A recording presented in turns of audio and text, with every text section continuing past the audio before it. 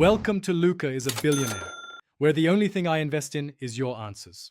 You begin by gathering assets and confirming your recording chain. Open the deck and load images, charts, and notes. This saves time during recording. Once done, plug in and test the microphone. Listen for hiss, clicks, or clipping and adjust gain so peaks sit below 0 dB.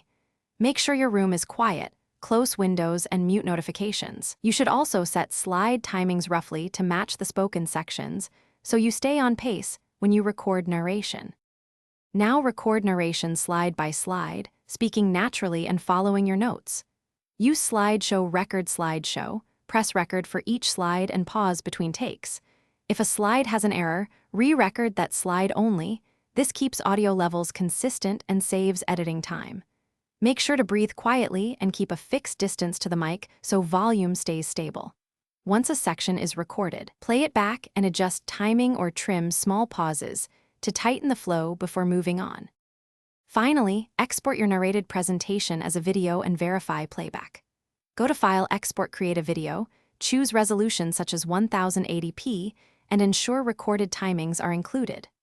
Once exported, watch the full video to confirm audio sync and consistent loudness. Normalize if needed to target loudness.